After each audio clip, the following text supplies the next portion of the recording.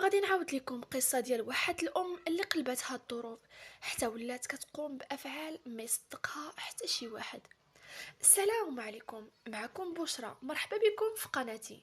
إلا كنتم عشاق القصص الواقعية فراه القناة ديالي كتقدم لكم كل يومين قصة. ما تنساوش تشتركوا وتفعلوا الجرس باش يوصلكم الجديد، وبطبيعة الحال زر الإعجاب ضروري. ودابا بلا ما نطول عليكم يلا نبداو. القصة ديال اليوم غادي نرجعو فيها للقرن العشرين، وبالتحديد العام 1925 في واحد المدينة صغيرة في إيطاليا. كان واحد الراجل سميتو ماركو عايش مع مراتو جيوفانا وولدو مافراسوم. كانوا ساكنين في واحد الدويرة صغيرة وكانوا عايشين على قد الحال. ماركو كان خدام في المعمل وجيوفانا كانت كتهلا في الدار وولدو مافراسوم. ماركو كان راجل مسؤول وكيسهر على العائلة ديالو باش يكونوا متهليين ومقدرين، ولكن الامور ما كانتش ديما مزيانه. مع مرور الوقت بدات المشاكل الماديه كتزيد وتفاقم، وداك الشي بدا كيدير الضغط على العائله. ماركو كان عنده واحد الجار سميتو بيترو اللي كان عارفه من شحال هادي، وكان كيعرف المشاكل اللي كيعيشوها. واحد النهار بيترو جاب فكرة لماركو، قال ليه علاش ما تدخلش في شي مشروع صغير غادي يجيب لك ربح زايد. ماركو في الاول كان خايف من المغامرة، ولكن في النهاية قرر يجرب. بدا المشروع، ولكن لسوء الحظ ما جابش النتيجة اللي كان كيتسنى. وزيد وتزايدت عليه المشاكل المادية، وتزادت عليهم المشاكل المادية. جيوفانا كانت كتشوف كيفاش الأمور كتزيد تعقد، وبالليل كتجلس بوحدها كتفكر كيفاش غادي تلقى حل باش تساعد ماركو وتهلا في الدار. واحد النهار جيوفانا تقابلت مع واحد الجارة قديمة سميتها روزا، اللي كانت خدامة في الحوانيت وكبيرة في العمر شوية. روزا كانت عندها تجربة طويلة في الحياة، وعطاتها نصيحة.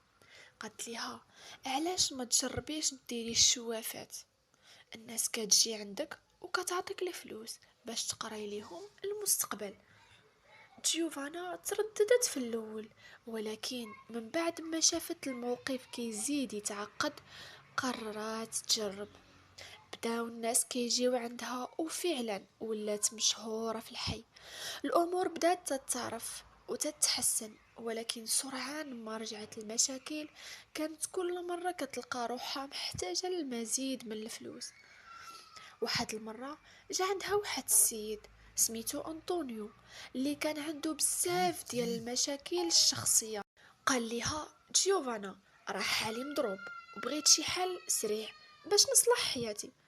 هي بقات كتفكر وقررت دير شي حاجة مختلفة.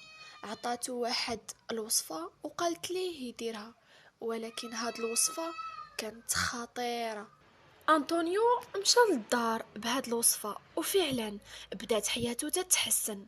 الخبر وصل لناس وحدين اخرين وبداو كيجيو عند جيوفانا يطلبوا منها نفس الوصفة. الامور بدات كتكبر، ولات جيوفانا معروفة بالوصفات السحرية. ولكن هادشي ما كانش كيدوم بزاف. واحد النهار جا البوليس عند دار جيوفانا بعد ما توصلوا بشكاوي من الناس اللي تضرروا من الوصفات ديالها. داوها للمحكمة وتفضحات كل شيء اللي كانت كدير. الناس تفاجئوا بزاف، ولكن الحقيقة هي أن جيوفانا كانت ضحية للظروف القاسية اللي عاشتها. ماركو من بعد هادشي كامل بدا كيحاول يرجع الحياة ديالهم للطريق الصحيحة، ولكن الاثار ديال الافعال ديال جيوفانا بقاو في الذاكرة ديال العائلة وديال الناس اللي كيعرفوها.